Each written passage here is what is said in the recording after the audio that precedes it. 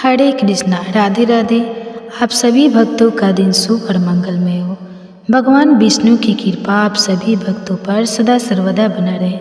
आज आप सुनिए पौष मास कथा में आगे का अध्याय। ब्रह्मा जी नारद जी से आगे कहते हैं, अनंत भगवान ने प्रलय के जल में डूबी हुई पृथ्वी का उद्धार करने के लिए समस्त यज्ञ में बड़ा शरीर धारण किया था। आदि दैत्य डाना जल के अंदर ही लड़ने के लिए उनके सामने आए। जैसे इंद्र ने अपने वज्र से पर्वतों के पंख काट डाले थे, वैसे ही वड़ा भगवान ने अपनी दाढ़ से उसके टुकड़े टुकड़े कर दिए। फिर उन्हीं प्रभु ने रुचि नामक प्रजापति की पत्नी आकुति के गर्भ से सुयज्ञ के रूप में अवतार ग्रहण किया। उस अवतार में उन्होंने दक्षिणा नाम की पत्नी से स्वयं नाम के देवताओं को उत्पन्न किया और तीनों लोकों के बड़े बड़े संकट हर लिए। इसी से स्वयं भी मनु ने उन्हें हरि के नाम से पुकारा। नारद कर्जदम प्रजापति के घर देवती के गर्भ से 9 बहनों के साथ भगवान ने कपिल के रूप में अवतार ग्रहण किया। उन्होंने अपनी माता को उस आत्मज्ञान का उपदेश किया जिससे वे इसी जन्म में अपने हृदय के संपूर्ण मल तीनों गुणों की आसक्ति का सारा कीचड़ धोकर कपिल भगवान के वास्तविक स्वरूप को प्राप्त हो गए। मार्गत्री भगवान को पुत्र रूप में प्राप्त करना चाहते थे। उन पर प्रसन्न होकर भगवान ने उनसे एक दिन कहा कि मैंने अपने आप को तुम्हें दे दिया है। इसी से अवतार लेने पर भगवान का नाम दत्तात्रेय पड़ा। उनके चरण कमलों के पराग से अपने शरीर को पवित्र करके राजा यदु और सहस्त्रार्जुन आदि ने योग की भोग और मोक्ष दोनों ही सिद्धियां प्राप्त की। नारद सृष्टि के प्रारंभ में मैंने विविध लोकों को रचने की इच्छा से तपस्या की। मेरे उस अखंड तप से प्रसन्न होकर उन्होंने तप अर्थ वाले सन नाम से युक्त होकर सनक, सनन, सनातन और सनत कुमार के रूप में अवतार ग्रहण किया। इस अवतार में उन्होंने प्रलय के कारण पहले कल्प के भले हुए आत्मज्ञान का ऋषियों के प्रति यथावत उपदेश किया, जिससे उन लोगों ने तत्काल परम तत्व का अपने हृदय में साक्षात्कार किया। धर्म की पत्नी दक्ष कन्या मूर्ति के गर्भ से वे नर और नारायण के रूप में प्रकट हुए। उनकी तपस्या का प्रभाव उन्हीं के जैसा है। इंद्र की भेज हुई काम की सेना अप्सराएं उनके सामने जाते ही अपना स्वभाव खो बैठी। वे अपने हाव भाव से उन आत्मस्वरूप भगवान की तपस्या में विघ्न नहीं डाल सके। नारद, शंकर आदि महानुभाव अपनी जोश भरी दृष्टि से कामदेव को जला देते हैं, परंतु अपने आप को जलाने वाले क्रोध को वे नहीं जला पाते। वही क्रोध नर नारायण के निर्बल हृदय में प्रवेश करने से पहले ही डर के मारे कांप जाता है। फिर भला उनके हृदय में काम का प्रवेश तो हो ही कैसे सकता है। अपने पिता राजा उत्तानपाद के पास बैठे हुए 5 वर्ष के बालक ध्रुव को उनकी सौतेली माता सुरुचि ने अपने वचन वाणों से भेद दिया था। इतनी छोटी अवस्था होने पर भी वे उस ग्लानि से तपस्या करने के लिए वन में चले गए। उनकी प्रार्थना से प्रसन्न होकर भगवान प्रकट हुए और उन्होंने ध्रुव को ध्रुव पद का वरदान दिया। आज भी ध्रुव के ऊपर नीचे प्रदक्षिणा करते हुए दिव्य महर्षिगण उनकी स्तुति करते रहते हैं। कुमारगामी, वेन का ऐश्वर्य और पौरुष ब्राह्मणों के हुंकार रूपी व्रत से जलकर भस्म हो गया। वह नरक में गिरने लगा। ऋषियों की प्रार्थना पर भगवान ने पृथु के रूप में अवतार धारण कर उसे नरकों से उभारा और इस प्रकार पुत्री शब्द को चरितार्थ किया। उसी अवतार में पृथ्वी को गाय बनाकर उन्होंने उसे जगत के लिए समस्त औषधियों का दोहन किया। राजा नाभि की पत्नी सुदेवा के गर्भ से भगवान ने ऋषभ देव के रूप में जन्म लिया।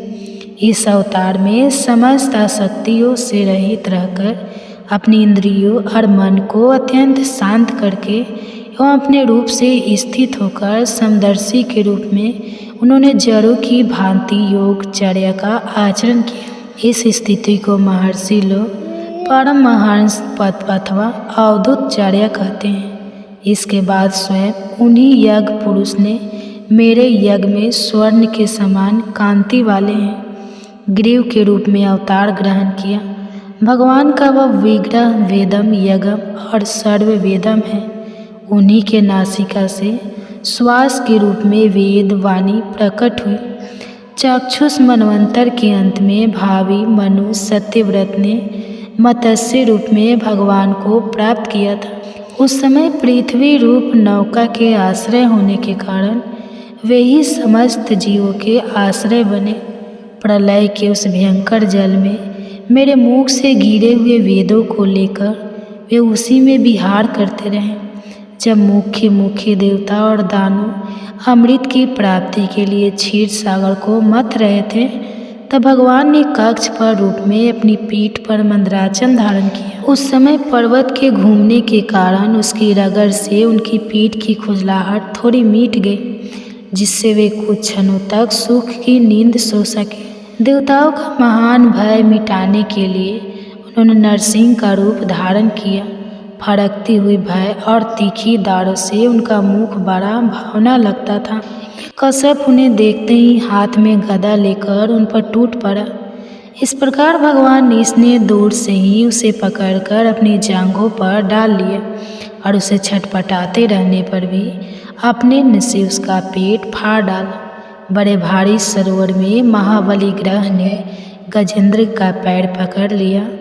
जब बहुत थक कर वह घबरा गया, तब उसने अपनी सूंड में कमल लेकर भगवान को पुकारा, हे आदिपुरुष, यह समस्त लोकों के स्वामी, ये श्रवण मात्र से कल्याण करने वाले। उसकी पुकार सुनकर अनंत शक्ति भगवान चक्र प्राणी गुरूर की पीठ पर चढ़कर वहाँ आए और अपने चक्र से उन्होंने ग्रह का मस्तक उखाड़ डाला। इस प्रकार भगवान ने अपने सशंग गजेंद्र की सूंड पकड़कर उस विपत्ति से उसका उद्धार किया। तत्व का साक्षात्कार हो जाता है। पिताजी, इस संसार का क्या लक्षण है? इसका आधार क्या है? इसका निर्माण किसने किया है? इसका प्रलय किस होता है? यह किसके अधीन है और वास्तव में यह है क्या? आप इसका तत्व बतलाइए। आप तो यह सब कुछ जानते हैं, क्योंकि जो कुछ हुआ है, हो रहा है या होगा, उसके स्वामी आप ही हैं। ये सारा संसार हथेली पर रखे हुए आंवले के समान आपकी ज्ञान दृष्टि के अंतर्गत ही है। पिताजी, आपका यह ज्ञान कहाँ से मिला? आप किसके आधार पर ठहरे हुए हैं? आपका स्वामी कौन है और आपका स्वरूप क्या है? आप अकेले ही अपनी माया से पंचभूतों के द्वारा प्राणियों की सृष्टि कर लेते हैं। कितना अद्भुत है! कैसी मकड़ी अनायास ही अपने मुंह से जाला निकालकर उसमें खेलने लगती है, वैसे ही आप अपनी शक्ति के आशय से जीवों को अपने में ही उत्पन्न करते हैं और फिर भी आप में कोई विकार नहीं होता। जगत में नाम रूप और गुणों से जो कुछ जाना जाता है, उसमें मैं ऐसी कोई सत असत उत्तम माध्यम या अधर्म वस्तु नहीं देखता जो आपके सिवा और किसी से उत्पन्न हुई हो। इस प्रकार सबके ईश्वर होकर भी आपने एकाग्रचित्त से घोर तपस्या की। इस बात से मुझे मोह के साथ साथ बहुत बड़ी शंका भी हो रही है कि आपसे बड़ा भी कोई है क्या? पिताजी, आप स्वर्ग और सर्वेश्वर है। जो कुछ मैं पूछ रहा हूँ वह सब आप कृपा मुझे इस प्रकार समझाइए कि जिससे मैं आपके उपदेश को ठीक ठीक समझ सकूं। ब्रह्मा जी ने कहा, बेटा नारद, तुमने जीवों के प्रति करुणा के भाव से भरकर यह बहुत ही सुंदर प्रश्न किया है, क्योंकि इससे भगवान के गुणों का वर्णन करने की प्रेरणा मुझे प्राप्त हुई है। तुमने मेरे विषय में जो कुछ कहा है, तुम्हारा वह कथन भी असत्य नहीं है, क्योंकि जब तक मुझसे परे का तत्व जान नहीं लिया जाता, जो स्वयं भगवान ही है, तब तक मेरा ऐसा ही प्रभाव प्रतीत होता है जैसे सूर्य, अग्नि, चंद्रमा, ग्रह, नक्षत्र और तारे उन्हीं के प्रकाश से प्रकाशित होकर जगत में प्रकाश फैलाते हैं, वैसे ही मैं भी उन्हीं की स्वयं प्रकाश भगवान के चिन्नम प्रकाश से प्रकाशित होकर संसार को प्रकाशित कर रहा हूँ। उन भगवान वासुदेव की मैं वंदना करती हूँ और ध्यान भी जिनकी दुर्जय माया से मोहित होकर लोग मुझे जगत गुरु कहते हैं। यह माया तो उनकी आँखों के सामने ठहरती ही नहीं है, झप कर दूर से भाग जाती है, परंतु संसार के अज्ञानी जन उसी से मोहित होकर यह मैं हूँ, यह मेरा है, इस प्रकार भागते रहते हैं। भागवत स्वरूप नारद द्रव्य कर्म काल स्वभाव और जीव वास्तव में भगवान से भिन्न दूसरी कोई भी वस्तु नहीं है। वेद नारायण के प्रायण है, देवता भी नारायण के ही अंगों में कल्पित हुए हैं और समस्त यज्ञ भी नारायण की प्रसन्नता के लिए ही है, तथा उनसे जिन लोगों की प्राप्ति होती है वे भी नारायण में ही कल्पित हैं। सब प्रकार के योग भी नारायण की प्राप्ति के ही हेतु है। सारी तपस्या एवं नारायण की ओर ही ले जाने वाली है। ज्ञान के द्वारा भी नारायण ही जाने जाते हैं। समस्त साध और साधनों का पर्यवसान भगवान नारायण में ही है। वे दुष्टा होने पर भी ईश्वर है, स्वामी है, निर्विकार होने पर भी सर्वस्वरूप है। उन्होंने ही मुझे बनाया है और उनकी दृष्टि से ही प्रेरित होकर मैं उनकी इच्छा अनुसार सृष्टि रचना करता हूँ। भगवान माया के गुणों से रहित एवं अनंत है। सृष्टि स्थिति और प्रलय के लिए रजोगुण, सत्वगुण और तमोगुण, यह तीन गुण माया के द्वारा उनमें स्वीकार किए गए हैं।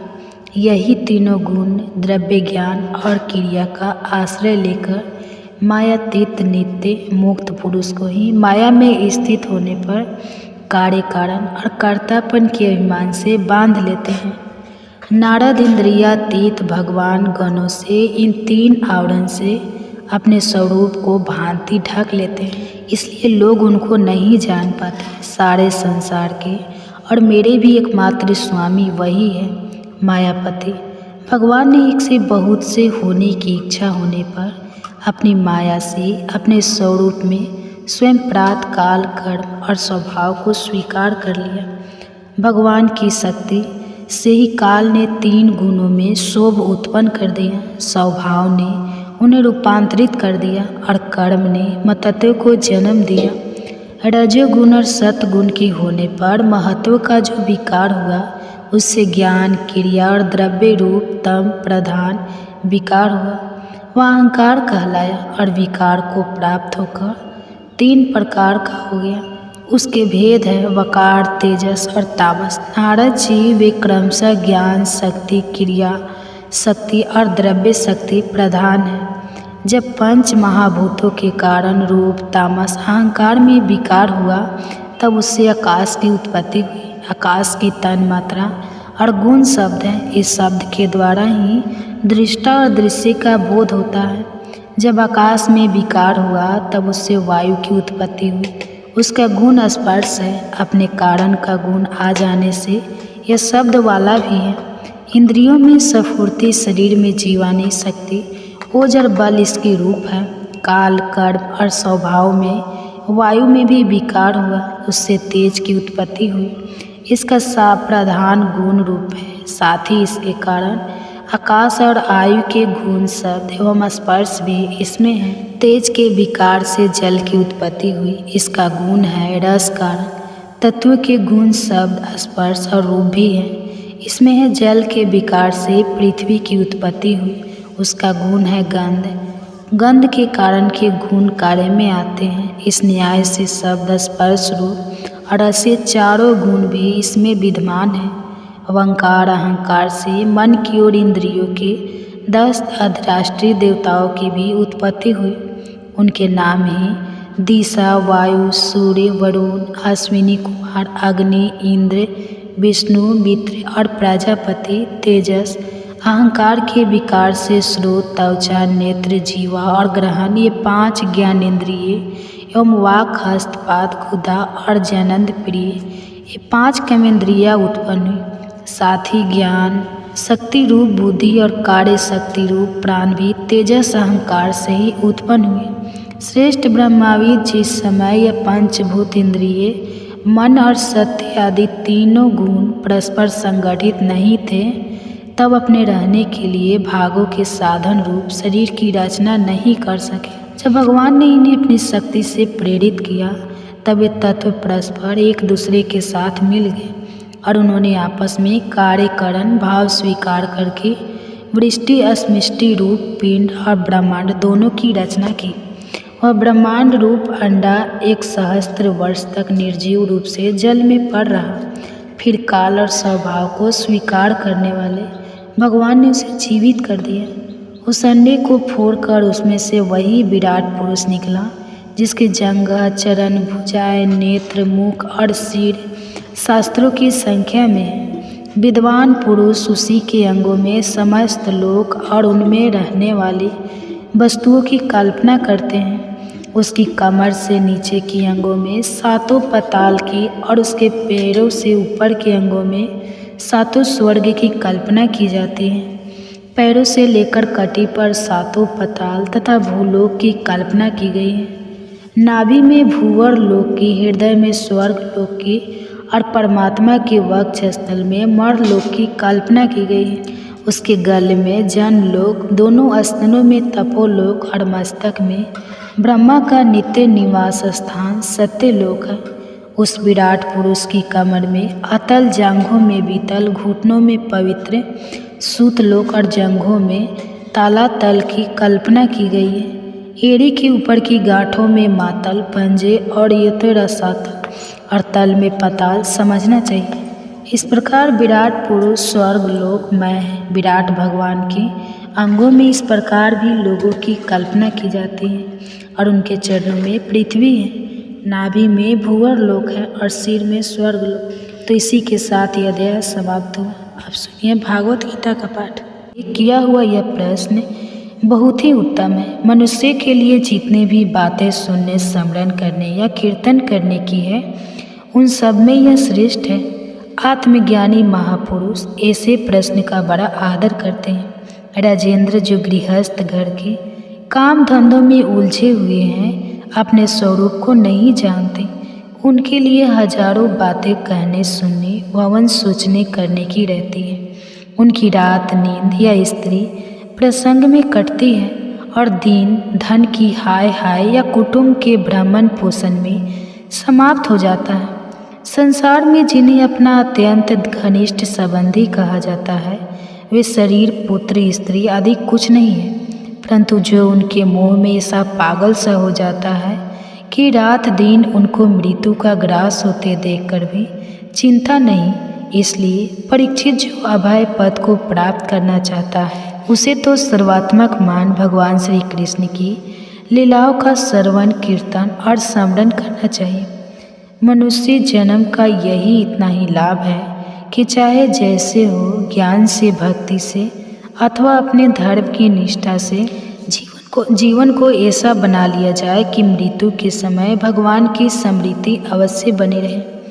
परीक्षित जो निर्गुण स्वरूप में स्थित है एवं विधि निषेध की मर्यादा को लांघ चुके हैं, वे बड़े बड़े ऋषि मुनि भी प्रायः भगवान के अनंत कल्याण में गुणगानों का वर्णन में रमे रहते हैं। द्वापर के अंत में इस भगवत रूप अथवा वेद तुल्स श्रीमद् भागवत नाम के महापुराण का अपने पिता श्री कृष्ण द्वैपायन से मैंने अध्ययन किया था। राजा से मेरी निर्गुण स्वरूप परमात्मा में पूर्ण निष्ठा है, फिर भी भगवान श्री कृष्ण की मधु लीलाओं ने बलात् मेरे हृदय को अपनी ओर आकर्षित कर लिया है। यही कारण है कि मैंने इस पुराण का अध्ययन किया।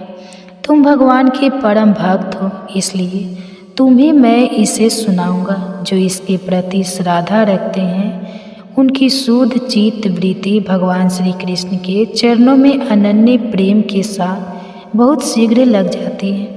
जो लोग लोक या परलोक की किसी भी वस्तु की इच्छा रखते हैं या इसके विपरीत संसार में दुख का अनुभव करके जो उससे विरक्त हो गए हैं और निर्भय मोक्ष पद को प्राप्त करना चाहते हैं, उन साधकों के लिए तथा योग संपन्न सिद्ध ज्ञानियों के लिए भी समस्त शास्त्रों का यही निर्णय है कि वे भगवान के नामों का प्रेम से संकीर्तन करें। अपने कल्याण साधन की ओर से असावधानी रहने वाले पुरुषों की वर्षों लंबी आयु भी अनजाने में ही व्यर्थ बीत जाती है।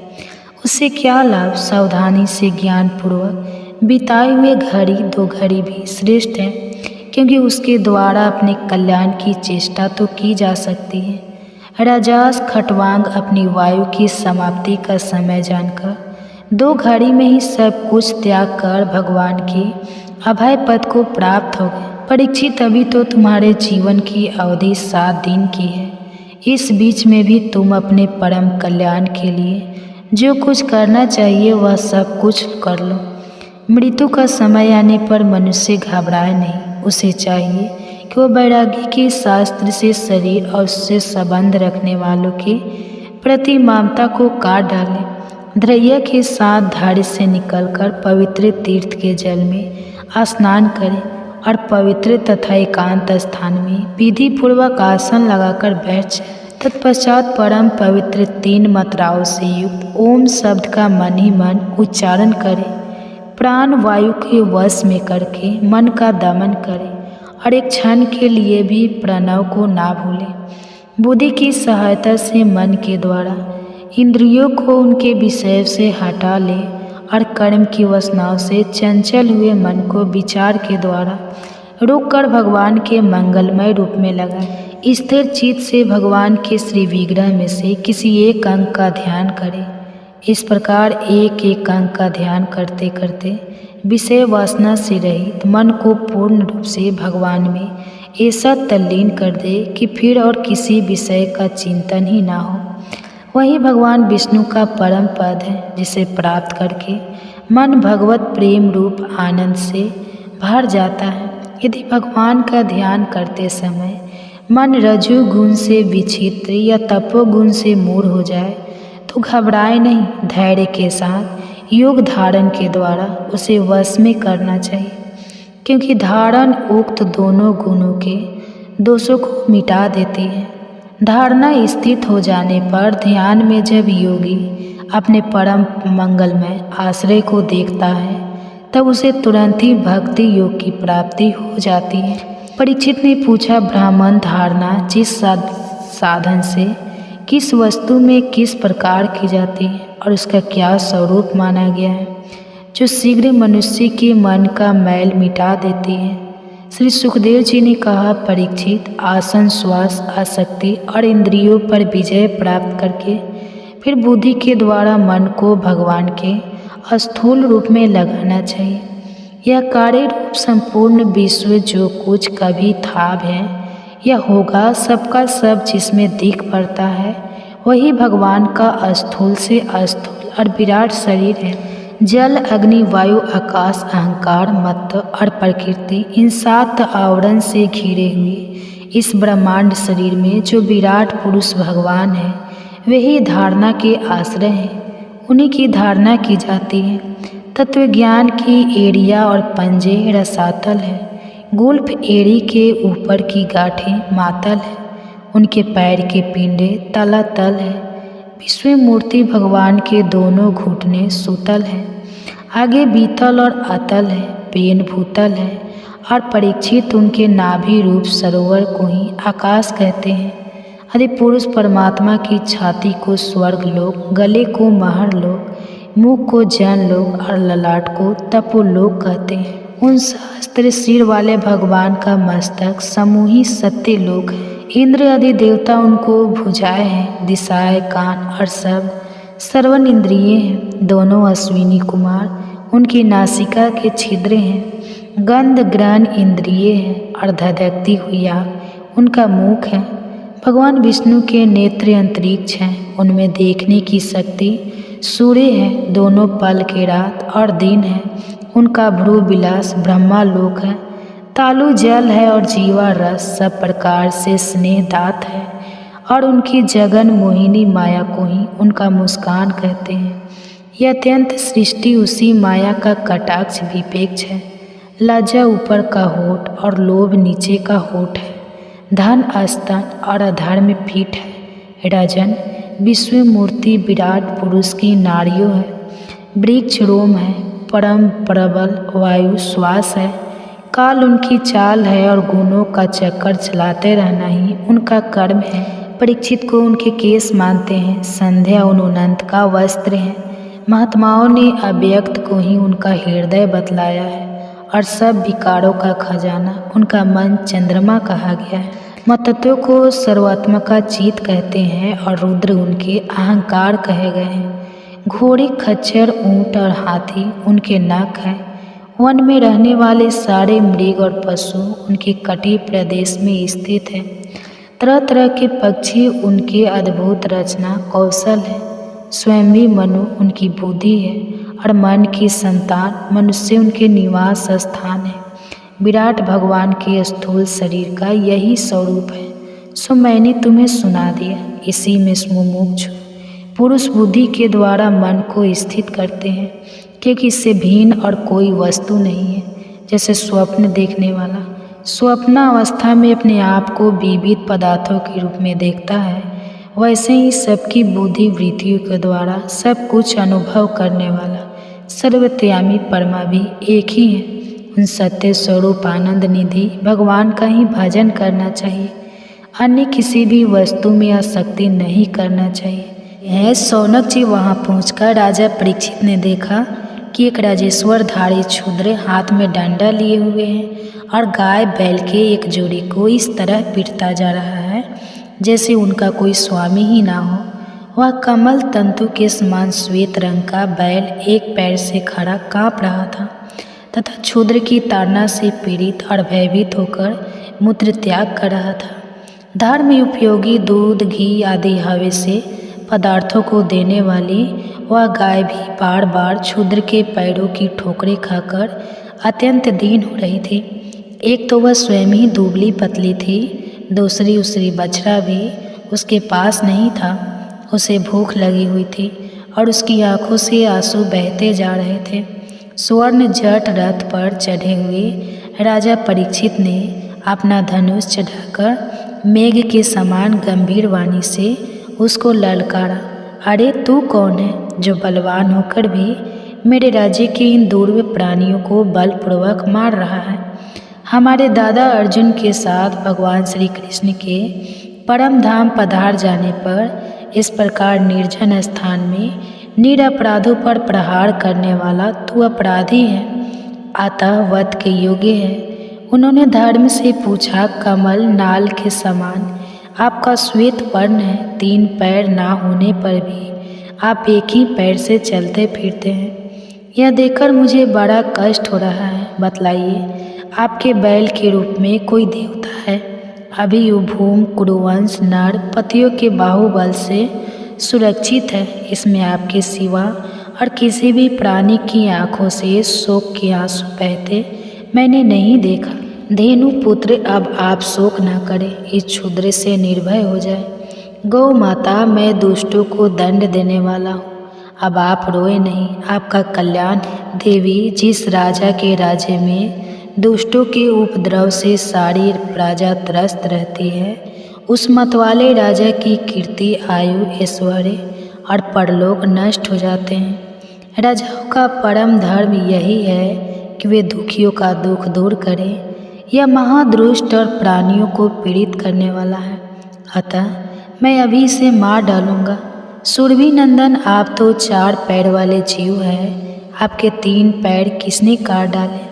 श्री कृष्ण के अनुयायी राजाओं के राज्य में कभी कोई भी आपकी तरह दुखी ना हो। वृषभ, आपका कल्याण हो। बतलाइए, आप जैसे निरपराध साधुओं का अंग बाहर करके किस दुष्ट ने पांडव की कृति में कलंक लगाया है?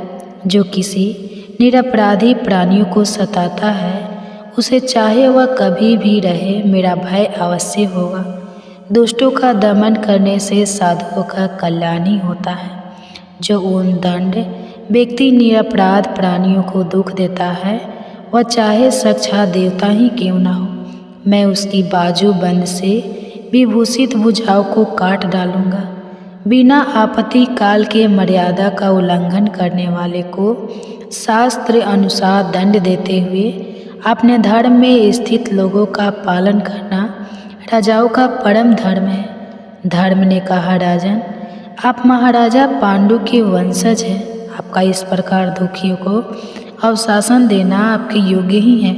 क्योंकि आपके पूर्वजों के श्रेष्ठ गुणों ने भगवान श्री कृष्ण को उनका सारथी और दूत आदि बना दिया था। नरेंद्र शास्त्रों के विभिन्न वचनों से मोहित होने के कारण हम उस पुरुष को नहीं जानते जिससे कलेश के कारण उत्पन्न होते हैं। जो लोग किसी भी प्रकार के द्वेष को स्वीकार नहीं करते वे अपने आप को ही अपने दुख का कारण बतलाते हैं। कोई प्रबंध को कारण बतलाते हैं तो कोई कर्म को, कुछ लोग स्वभाव को तो कुछ लोग ईश्वर को दुख का कारण मानते हैं। किन्हीं किन्हीं का ऐसा भी निश्चय है कि दुख का कारण ना तो तर्क के द्वारा जाना जा सकता है और ना ही वाणी के द्वारा बतलाया जा सकता है। राज से अब इनमें कोई सहमत ठीक या आप अपनी बुद्धि से ही विचार लीजिए। सोची कहते हैं ऋषि श्रेष्ठ शौनक जी, धर्म का यह वचन सुनकर सम्राट परीक्षित बहुत प्रसन्न हुए। उनका खेद मिट गया। उन्होंने शांत चित होकर उनसे कहा। परीक्षित ने कहा, धर्म का तत्व जानने वाले वृषभ देव, आप धर्म का उपदेश कर रहे हैं। अवश्य ही आप वृषभ के रूप में स्वयं धर्म हैं। आपने अपने को दुख देने वाले का नाम इसलिए नहीं बताया है कि अधर्म करने वाले को जो नरक आदि प्राप्त होते हैं वही चुगली करने वाले को भी मिलते हैं, अथवा यही सिद्धांत निश्चित है कि प्राणियों के मन और वाणी से परमेश्वर की माया के स्वरूप का निरूपण नहीं किया जा सकता। धर्मदेव सत्य रूप में आपके 4 चरण थे, तब पवित्रता, दया और सत्य। इस समय अधर्म के अंश, गर्भ, आसक्ति और मत से 3 चरण नष्ट हो चुके हैं। अब आपका 4था चरण केवल सत्य ही बचा रहा है। उसी के बल पर आप जी रहे हैं। असत्य से पृष्ठ हुआ यह धर्म रूप कलयुग उसे भी ग्रस कर लेना चाहता है। एक गौ माता साक्षात पृथ्वी है। भगवान ने इनका भारी बोझ उतार दिया था और उनके राशि राशि सौंदर्य से बिखेरने वाले चरण चिन्हों से सर्वत्र उत्सवमय हो गई थी, अब उनसे बिछड़ गई है। महारथी परीक्षित ने इन प्रकार धर्म और पृथ्वी को संतान दी। फिर उन्होंने अधर्म के कारण रूप कलयुग को मारने के लिए तीक्ष्ण तलवार उठाई। कलयुग ताड़ गया कि ये तो अब मुझे मार ही डालना चाहते हैं। अतः झटपट उसने अपने राज चिन्ह उतार डाले और भय विवल होकर उनके चरणों में अपना सिर रख दिया। परीक्षित बड़े यशस्वी, दीन, वत्सल और शरणागत राक्षस थे। उन्होंने जब कलयुग को अपने पैरों पर पड़े देखा तो कृपा करके उसको मारा नहीं। अभी हंसते हुए से उससे कहे, परीक्षित बोले, जब तू हाथ जुड़कर शरण आ गया तब अर्जुन के यशस्वी वंश में उत्पन्न हुए किसी भी विष से तुम्हें कोई भय नहीं है, परंतु तू अधर्म का सहायक है, इसलिए मुझे मेरे राज्य में बिल्कुल नहीं रहना चाहिए। तेरे राजाओं के शरीर में रहने से ही लोभ, झूठ, चोरी, दुष्टता, सर्व, धर्म त्याग, दरिद्रता, कपट, कलह, दंभ और दूसरे पापों की बढ़ती हो रही है। अतः धर्म के साथ ही इस बहावतों में तू एक क्षण के लिए भी ना ठहरना, क्योंकि यह धर्म और सत्य का निवास स्थान है। इस क्षेत्र में यज्ञ विधि के जानने वाले महात्मा यज्ञों के द्वारा यज्ञ पुरुष भगवान की आराधना करते रहते हैं। इस देश में भगवान श्री हरि यज्ञों के रूप में निवास करते हैं। यज्ञों के द्वारा उनकी पूजा होती है और वे यज्ञ करने वालों का कल्याण करते हैं। वे सर्वात्मक कामनाओं को पूर्ण करते रहते हैं। सूत जी कहते हैं, पर की आज्ञा सुनकर कलयुग सिहर उठा। यमराज के समान मारने के लिए उद्धत हाथ में तलवार लिए हुए परीक्षित से वह बोला। कलयुग ने कहा, सर्वभौम, आपकी आज्ञा से जहाँ कहीं भी मैं रहने का विचार करता हूँ वहीं देखता हूँ कि आप धनुष पार बाण चढ़ाए खड़े हैं। धार्मिक शिरोमणि, आप मुझे वह स्थान बतलाइए जहाँ मैं आपकी आज्ञा का पालन करता हुआ इस तरह होकर रह सकूँ। सूत जी कहते हैं, कलयुग की प्रार्थना स्वीकार करके राजा परीक्षित ने उसे 4 स्थान दिए: ध्रुत, मदपान, स्त्री, संग और हिंसा। इन स्थानों में क्रमशः सत्य, मद, आसक्ति और निर्दयता से ये 4 प्रकार के धर्म निवास करते हैं। उसने और भी स्थान मांगे, तब शर्मत परीक्षित ने उसे रहने के लिए एक और स्थान स्वर्ण दिया। इस प्रकार कलयुग के 5 स्थान हो गए: झूठ, मद, काम, वैर और राजोगुण। परीक्षित के दिए हुए इन्हीं 5 स्थानों में अधर्म का मूल कारण काली उनका अज्ञाता का पालन करता हुआ निवास करने लगा। इसलिए आत्म कल्याण कामी पुरुषों को इन 5 स्थानों का सेवन कभी नहीं करना चाहिए। धार्मिक राजा, प्रजा वर्ग के लौकिक नेता और धर्म प्रदेश गुरुओं की भी तो बड़ी सावधानी से इनका त्याग करना चाहिए। राजा परीक्षित ने इसके बाद विषय रूप धर्म के तीनों चरण तपस्या, सोच और दया जोर दिए और अवशासन देकर पृथ्वी का संवर्धन किया। वही महाराज परीक्षित इस समय अपने राज सिंहासन पर विराजमान है, जिसे उनके पिता महाराज युधिष्ठिर ने वन में जाते समय उन्हें दिया था। वे परम यशस्वी सौभाग्य भाजन चक्रवर्ती सम्राट राजर्षि परीक्षित इस समय हस्तिनापुर में कौरव कुल की राज्य लक्ष्मी से सौभाग्यमान है। अभिमन्यु नंदन राजा परीक्षित वास्तव में ऐसे ही प्रभावशाली है जिनके शासन काल में आप लोग इस दीर्घकालीन यज्ञ के लिए दीक्षित हुए हैं। तो इसी के साथ यह अध्याय समाप्त हुआ। इसके आगे की कथा में कल के अध्याय में सुनाऊंगा। तब तक के लिए आप सुनिए भागवत महापुराण की कथा। पौष भागवत महापुराण की कथा में आगे बढ़ते हैं और आज के अध्याय का आरंभ करते हैं। भगवान श्री विष्णु ने कहा, हे राजेंद्र, शकुला के मन में केवल पति का ही ध्यान था, पति की ही कामना थी। उसके अस्तित्व का प्रभाव देखकर देवराज इंद्र ने भी पूर्णतया अपने मन में विचार किया, मैं इसके अविचलन धैर्य को नष्ट कर दूंगा। ऐसा निश्चय करके उन्होंने तुरंत ही कामदेव का स्मरण किया। महाबली कामदेव अपनी प्रिया रति के साथ वहां आ पहुँचे और हाथ जोड़कर इंद्र से कहने लगे, हे नाथ, इस समय किस लिए आपने मुझे याद किया? आज्ञा दीजिए, मैं अवश्य ही उसका पालन करूंगा। कामदेव को अपने समक्ष देखकर इंद्रदेव ने कहा, हे कामदेव, यह जो पतिव्रते में तत्पर रहने वाली महाभागा शकुला है, वह परम पुण्यवती और मंगलमय है। मैं इसे अपनी ओर आकर्षित करना चाहता हूँ। यह सुनकर कामदेव ने कहा, हे सहस्त्रलोचन, मैं आपकी इच्छा पूर्ति के लिए आपकी सहायता अवश्य करूँगा। हे देवराज, मैं देवताओं, मुनियों और बड़े बड़े ऋषि सौरों को भी जीतने की शक्ति रखता हूँ। फिर एक साधारण कामिनी को, जिसके शरीर में कोई बल भी नहीं होता, उसे जीतना कौन सी बड़ी बात है।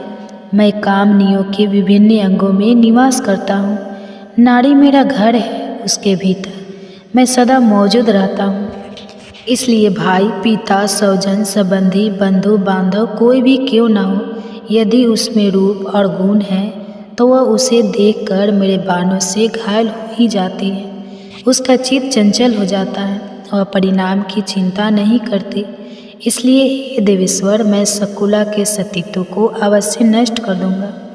यह सुनकर देवराज इंद्र ने कहा, हे मनोभाव, मैं रूपवान, गुणवान और धनी बनकर कौतूहल वंश इस नारी को धैर्य से विचलित करूंगा और धर्म से भी। कामदेव से इस प्रकार कहकर देवराज इंद्र उस स्थान पर गए जहाँ क्रूक वैश्य की प्रिय पत्नी शुक्ला देवी निवास करती थी।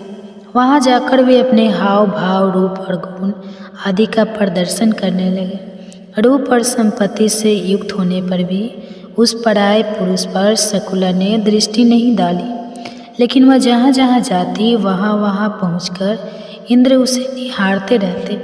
इस प्रकार सहस्त्र नेत्रधारी इंद्र अपने संपूर्ण भावों से उसकी ओर देखते रहते।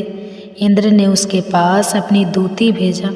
वह मुस्कुराती हुई गई और मन ही मन शुक्ला की प्रशंसा करती हुई बोली, अहो, इस नारी में कितना सत्य, कितना धैर्य, कितना तेज और कितना क्षमा भाव है। संसार में इसके रूप की समानता करने वाली और कोई सुंदरी नहीं है। इसके बाद उसने शकुला के पास जाकर पूछा, हे कल्याणी, तुम कौन हो, किसकी पत्नी हो?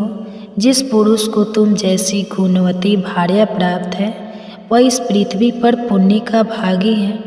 दति की बात सुनकर मनसवी शुक्ला ने कहा, हे देवी, मेरे पति वैश्य जाति में उत्पन्न धर्मात्मा और सत्य प्रेमी हैं। उन्हें लोग किरिकल कहते हैं। मेरे स्वामी की बुद्धि उत्तम है। उनका चित्त सदैव धर्म में लगा रहता है। वे इस समय तीर्थ यात्रा के लिए गए हैं। उन्हें गए हुए आज 9 वर्ष हो गए। अतः उन महात्मा के बिना मैं दुखी हूँ और यही मेरा हाल है। अब बताओ तुम कौन हो जो मुझसे मेरा हाल पूछ रही हो? शुक्ला का यह कथन सुनकर दूती ने कहा, हे सुंदरी, तुम्हारे स्वामी बड़े निर्दय हैं जो तुम्हें अकेले छोड़कर चले गए। वे अपनी प्रिय पत्नी के घातक जान पड़ते हैं। अब उन्हें लेकर क्या करोगी जो तुम जैसे साध्वी और सदाचार परायण पत्नी को छोड़कर चले गए? वे पापी नहीं तो क्या है? हे बोलो, अब तो वे चले गए। अब उनसे तुम्हारा क्या नाता? कौन जाने वे वहाँ जीवित भी है या मर गए। जीते भी हो तो उनसे तुम्हें क्या लेना? तुम व्यर्थ ही इतना खेद कर रही हो। इस सोने जैसे शरीर को क्यों नष्ट कर रही हो? मनुष्य बचपन में खेल कूद के सिवा और किसी सुख का अनुभव नहीं करता। इसलिए हे सुंदरी, जब तक युवानी है तब तक संसार के संपूर्ण सुख और भोगों को भोग लो। यहाँ देखो, यह एक पुरुष आए हैं जो बड़े सुंदर, गुणगान, स्वर्ग धनी और पुरुषों में श्रेष्ठ है। तुम्हारे ऊपर इनका बड़ा प्रेम है। ये सदा तुम्हारे हित साधन के लिए प्रयत्नशील रहते हैं। इनके शरीर में कभी बुढ़ापा नहीं आता। वे स्वयं तो सिद्ध हैं ही, लेकिन दूसरों को भी उत्तम सिद्धि प्रदान करने वाले हैं। यह सुनकर शकुला ने कहा, हे दूती, यह शरीर मल मूत्र का खजाना है, अपवित्र है, सदैव क्षय होता रहता है। यह पानी के बुलबुले के समान क्षण भंगुर है। फिर इसके रूप का क्या वर्णन कर रही हो? 50 वर्ष की अवस्था तक ही यह देह दृढ़ रहती है, उसके बाद प्रतिदिन क्षीण होती जाती है। जरा बताओ तो, मेरे इस शरीर में ही तुमने ऐसी क्या विशेषता देखी जो अन्यत्र नहीं है? उस पुरुष के शरीर से मेरे शरीर में कोई भी वस्तु अधिक नहीं है। जैसे तुम, जैसा वो पुरुष, वैसे ही मैं, इसमें तनिक भी संदेह नहीं है। ऊंचे उठने का परिणाम पतन ही आता है।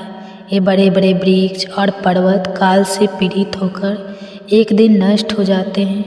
यही दशा संपूर्ण भूतों की होती है। घरों का नाश होने से जैसे सब जल मिलकर एक हो जाता है, उसी प्रकार आत्मा का भी एकता समझो। त्रिविध शरीर का नाश होने पर पंचकोश के संबंध से 5 प्रकार का प्रतीत होने वाला आत्मा एक रूप हो जाता है। काम की खुजलाहट सब प्राणियों को होती है। उस समय स्त्री और पुरुष दोनों की इंद्रियों में उत्तेजना होती है। इससे क्षण भर के लिए सुख मिलता है और फिर वैसी ही दशा हो जाती है। सर्वत्र यही बात देखी जाती है और इसलिए अब तुम चुपचाप अपने स्थान को लौट जाओ। तुम्हारे प्रस्तावित कार्य में कोई नवीनता नहीं है। कम से कम मेरे लिए तो इसमें कोई अपूर्व बात है ही नहीं। इसलिए मैं कदापि ऐसा नहीं कर सकती। शकुला के इस प्रकार कहने पर वह दति चली गई। उसने इंद्र से उसकी यह कही हुई सारी बातें बताई।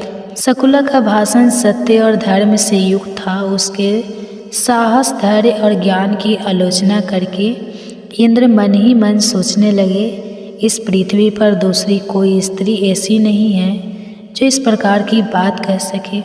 इसका वचन योग स्वरूप निश्चय। इसमें कोई संदेह नहीं है कि यह महाभागा शकुला परम पवित्र और सत्य स्वरूपा है। वह समस्त त्रिलोकी को धारण करने में समर्थ है। यह सोचकर इंद्र ने कामदेव से कहा, अब मैं तुम्हारे साथ क्रूप पत्नी शुक्ला को देखने चलूँगा।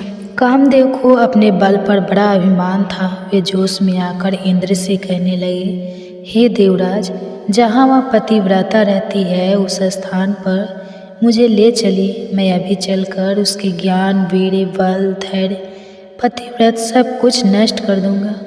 उसकी क्या शक्ति है जो मेरे सामने टिक सके? कामदेव की यह बात सुनकर इंद्र ने कहा, हे काम, मैं जानता हूँ यह पतिव्रता तुमसे परास्त होने वाली नहीं है। यह अपने धर्म पराक्रम से सुरक्षित है, इसका भाव सच्चा है। फिर भी मैं यहाँ से चलकर तुम्हारे तेज बल और भयंकर पराक्रम को देखूंगा। ऐसा कहकर इंद्र धुंधर वीर कामदेव के साथ चल पड़े। उनके साथ कामदेव की पत्नी रति और वह दूती भी थी। वह परम पुण्यमयी पतिव्रता अपने घर के द्वार पर अकेली बैठी थी।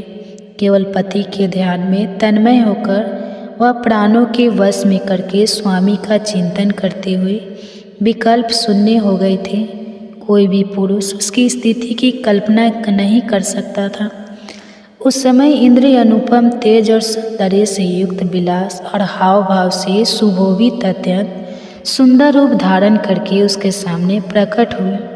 उत्तम विलास और काम भाव से युक्त उस महापुरुष को देखकर भी कुकड़ी की पत्नी ने उसके रूप गुण और तेज का तनिक भी सम्मान नहीं किया।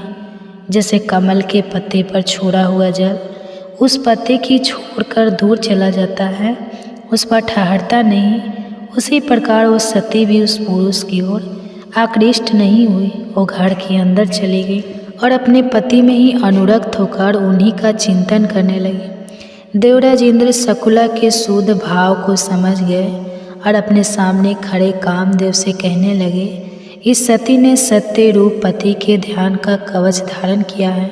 तुम्हारे बाण इसे चोट नहीं पहुंचा सकते, इसलिए शकुला को परास्त करना असंभव है। यह पतिव्रता अपने हाथ में धर्म रूपी धनुष और ध्यान रूपी उत्तम बाण लेकर इस समय रणभूमि में तुमसे युद्ध करने को तैयार है।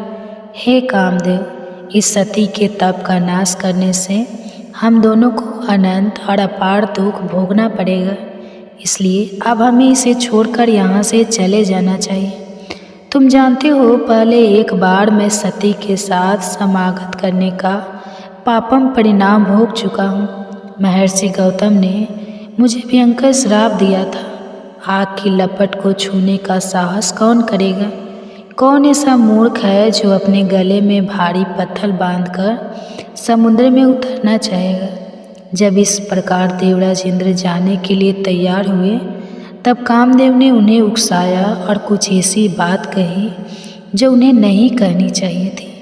और फिर क्या हुआ वह हम जानेंगे इसी पौष मास कथा श्रृंखला की अगली कड़ी में।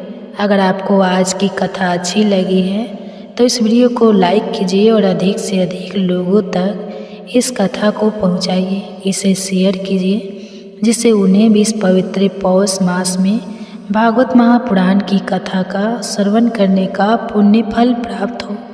सामान्यतः देखा जाता है कि लोगों की कथनी और करनी में अंतर होता है और यह भौतिक जीवों का सामान्य स्वभाव है, लेकिन भगवान और उनके शुद्ध भक्तों में ऐसा नहीं होता। भगवान श्री कृष्ण भागवत गीता के 9वें अध्याय के 22वें श्लोक में कहते हैं, अनन्य चिंतयतो माम ये जना परे उपास तेषाम नित्य अभियुक्त नाम योग्य छेद विहामय विहाम। भगवान श्री बोलते ही हैं, जी नहीं, वह करते भी हैं, और जब वह अपने भक्तों के लिए अपना वचन पूरा करते हैं तो कोई कमी भी नहीं छोड़ते। अब देखिए, भगवान श्री कृष्ण के रूप में हमने उनकी कथनी तो सुन ली, लेकिन आज हम उन्हें जगन्नाथ जी के रूप में इस कथनी को करनी में बदलते हुए भी देखेंगे। तो चलिए, अत्यंत मधुर कथा के तार और सरगम चेते हुए हम चलते हैं भागवत महापुराण की कथा की ओर। उड़ीसा के जाजपुर नगर में, जहाँ भगवान जगन्नाथ जी के एक प्रिय भक्त बंधु महाती निवास करते, उनके परिवार में एक पत्नी, एक पुत्र और 2 पुत्रियाँ थीं। स्वभाव से वैष्णव गुणों से समृद्ध, लेकिन भौतिक लक्ष्मी से संपूर्ण निर्धन, ऐसे बंधु महाती भगवान श्री हरि के परम भक्त थे और प्रतिदिन भिक्षा मांगकर जो मिलता उसी से उनके परिवार का जीवन निर्वाह चलता था। अपने गृहस्थ जीवन से वे संपूर्ण अनासक्त थे, जो कि इस भौतिक देह और संसार की क्षण भंगुरता से वे अच्छे से परिचित थे। अब एक बार क्या हुआ कि उनके नगर क्षेत्र में भयंकर अकाल पड़ा। चारों ओर भूख और प्यार से लोग मर रहे थे। जब लोगों के खुद के पास पर्याप्त भोजन नहीं था तो ऐसे समय में लोग भिक्षा कैसे दे सकते थे। इसलिए बंधु मोहती और उनके परिवार को इस कष्ट का सामना करना पड़ा। जब उनकी पत्नी ने देखा कि उनके बच्चे या भूख के कारण मृत्यु शैया पर लेटे चुके हैं तो उनसे यह सहन नहीं हुआ और उन्होंने अपने पति बंधु मोहती से कहा, हे स्वामी, क्या आपके ऐसे कोई रिश्तेदार या सगे संबंधी नहीं है जो हमें इस महामारी के समय में सहायता प्रदान करें? क्यों ना हम इस स्थान को छोड़कर आपके किसी रिश्तेदार के घर चले जाएं, जिससे हमारे बच्चों के संकट में पड़े हुए प्राण की रक्षा हो सके।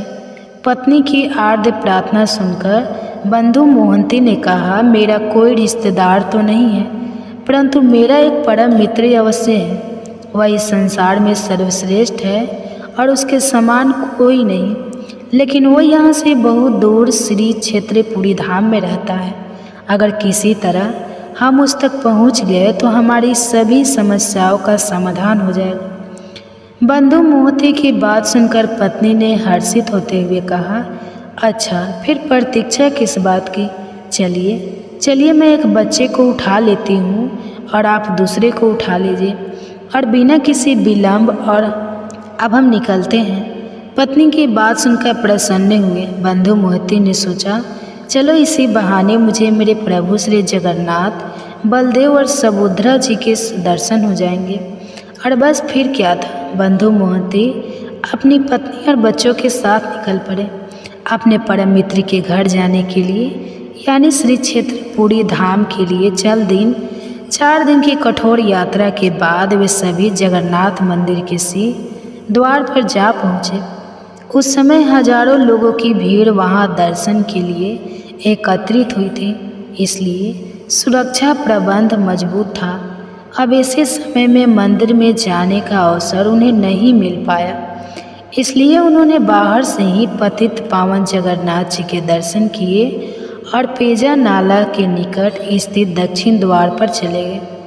यह वही स्थान है जहां मंदिर की रसोई में तैयार किए गए चावलों का मान एकत्रित होता है और पेजा के नाम से प्रसिद्ध इस प्रभावी को गाय पीती है। बंधु मोहती ने अपने परिवार वालों से कहा, आज मेरे मित्र के घर में बहुत से अतिथि आए हुए हैं, इसलिए चौकीदार केवल विशेष अतिथि को ही अंदर जाने दे रहे हैं। इसलिए हम सब ऐसा करते हैं कि आज रात इस स्थान पर हम सब इस जगन्नाथ मंदिर की रसोई से निकलने वाले पेजा द्रव्य को पीकर इस स्थान पर रात्रि में विश्राम कर लेते हैं और फिर जब सुबह हो जाएगी तो हम मेरे मित्र के घर पर चलेंगे। उनकी पत्नी और बच्चों ने उनकी बात मान ली। उन्होंने वहाँ से एक टूटा हुआ कुल्हड़ ढूंढा और मन भरकर चावल का मान पिया और वहीं पर सो गए। उस रात बंधु मोती ने जगन्नाथ जी से प्रार्थना करते हुए कहा, हे जगत के नाथ, आप इस सृष्टि में सभी को पालनहार हैं, क्या हम आपकी सृष्टि से भिन्न हैं? हे प्रभु, हम यहाँ भोजन की कमी के कारण भूख से मर रहे हैं, कृपा हमारी रक्षा करें प्रभु, अन्यथा हम इस शरीर का त्याग कर देंगे। इस प्रकार भगवान का स्मरण करते हुए बंधु मोहंती को नींद आ गई। कुछ समय बाद सभी पुजारी भगवान की संध्याकालीन सेवा पूजा करके अपने अपने घर चले गए, लेकिन हमारे जगन्नाथ जी को नींद कैसे आ सकती थी और कारण स्पष्ट था।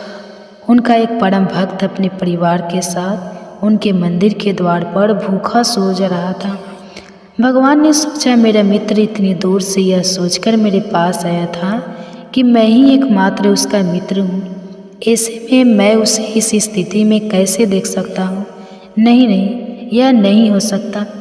यह सोचकर जगत के नाथ भगवान जगन्नाथ तो चल पड़े भंडार गृह में। वहाँ जाकर उन्होंने स्वर्ण का एक थाल उठाया, उसमें सारे पकवान भरे और चल पड़े दक्षिण के द्वार की ओर।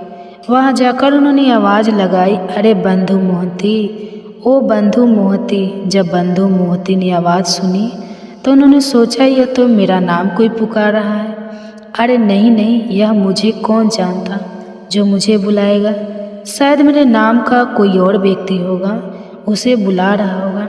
इस प्रकार उन्होंने कोई ध्यान ही नहीं दिया। तब जगन्नाथ जी ने दोबारा आवाज़ लगाई, अरे ओ जाजपुर वाले बंधु मोहंती, जरा सुनिए तो। आप पेजा नाला के पास अपने परिवार के साथ रुके हुए हैं, कृपया यहाँ आइए, मैं आपके लिए भोजन लेकर आई हूँ।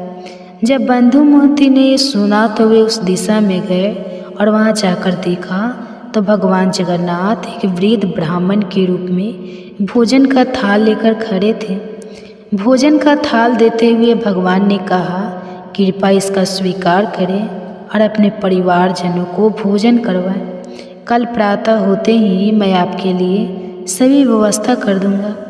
बंधु मोहंती ने अत्यंत प्रसन्नतापूर्वक भोजन लिया और अपने परिवार वालों को जगाया और सभी ने भरपेट भोजन प्रसाद ग्रहण किया।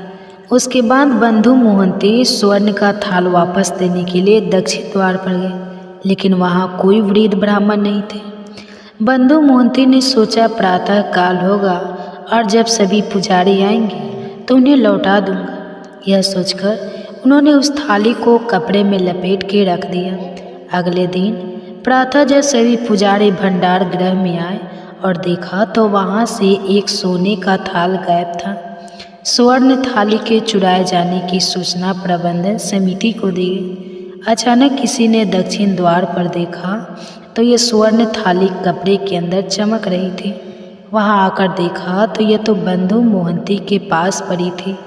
यह देखकर राजा के सैनिकों को लगा कि बंधु मोहंती ने इस थाली को चुराया है, इसलिए उन्हें बंदी बनाकर निर्दयता से पीटा गया और कारागृह में डाल दिया। बंधु मोहंती और उनकी पत्नी ने राजा के सैनिकों को बहुत समझाया कि इस प्रकार एक वृद्ध ब्राह्मण ने उन्हें भोजन दिया था और वे सुबह उसे लौटाने ही वाले थे, लेकिन किसी ने उनकी एक ना सुनी। अब बंधु मोहंती कारागृह में बंद थे और उन्होंने फिर से एक बार अपने परम मित्र भगवान जगन्नाथ जी को पुकारा, हे गोविंद, हे गोपाल, हे दयानिधान, हे प्रभु, मैं तो अधम तप प्राणी हूँ। मेरे जैसा कोई पापी नहीं है और आप जैसा कोई दयालु नहीं, इसलिए आपको मेरे लिए जो भी उचित लगे वही करें। मैं आपकी शरण में हूँ प्रभु, मैं आपकी शरण में हूँ। अपने भक्त की प्रार्थना सुनकर भगवान से सहन नहीं हुआ और वे रात्रि होते ही वे तो निकल पड़े राजा के महल में। राजा के स्वप्न में जाकर उन्होंने राजा को डांटते हुए कहा, हे राजा, ध्यानपूर्वक सुनो। क्या तुम्हारे घर पर जब कोई अतिथि आता है तो क्या तुम उन्हें भूखा सुलाते हो? क्या तुम्हारे महल में कोई ऐसा प्राणी है जो भोजन किए बिना सोता है? मेरा परम मित्र अपने परिवार के साथ मेरे आश्रित होकर मेरे पास आया और अगर उसके लिए मैंने भोजन की व्यवस्था की तो मैंने तुम्हारी कौन सी संपत्ति लूट ली? बताना जरा। तुम्हारे सैनिकों ने उसे चोर समझकर बंदी बना लिया और उसे घोर कष्ट दे रहे हैं। मैं तुम्हें आज्ञा देता हूँ, इसी क्षण जाओ, मेरे उस परम भक्त को मुक्त करो, उसके चरण शुद्ध जल से पखार, उसे सुंदर आभूषण भेंट प्रदान करो, उसे पगड़ी बांधो और आजीवन उसके भोजन और रहने की व्यवस्था मेरे ही प्रकार राजसी रीति से करो। यदि तुमने ऐसा नहीं किया तो तुम्हारे कुल के साथ तुम्हारा संपूर्ण विनाश हो जाएगा। इतना कहकर भगवान वहाँ से अदृश्य हो गए। राजा की नींद खुल गई और उसी क्षण उसने बंदी गृह में जाकर बंधु मोहंती को मुक्त किया, उनका अभिषेक किया, उन्हें सुंदर आभूषण वस्त्र प्रदान किया, उन्हें पगड़ी बांधी और क्षमा मांगते हुए कहा, आपके दर्शन करके मैं धन्य हो गया। कृपा मेरे सैनिकों द्वारा किए गए अपराध को क्षमा करें और इस तुच्छ भेंट का स्वीकार करें। इस प्रकार राजा ने बंधु मोहंती का यथोचित राज से सम्मान करके आजीवन उनके रहने और भोजन की व्यवस्था करवाई। दक्षिण के द्वार के निकट उनके लिए सुंदर भवन बनाया गया और इस प्रकार बंधु मोहंती ने अपना बाकी का जीवन श्री हरि के चरणों में उनकी सेवा में समर्पित किया। जगन्नाथ जी के उनके भक्तों के साथ भावनापूर्ण इस आदान प्रदान की कथा ने यदि आपके मन को प्रसन्न किया है और यदि आप चाहते हैं कि जगन्नाथ जी के भक्तों की ऐसी ही मधुर कथाएं जन जन तक पहुँचे, तो आप इस कथा को बनाने हेतु हमारा सहयोग दे सकते हैं। तो चलिए हम सब साथ मिलकर हमारी वैदिक सभ्यता की गौरव कथाओं को इस विश्व के हर कोने में प्रत्येक व्यक्ति के पास पहुंचाते हैं और निजी जीवन से थोड़ा समय निकालकर समाज कल्याण के लिए हाथ मिलाते हैं। इस कथा को अधिक से अधिक लाइक दीजिए और अन्य लोगों तक पहुंचाएं। ऐसा करने से हमारा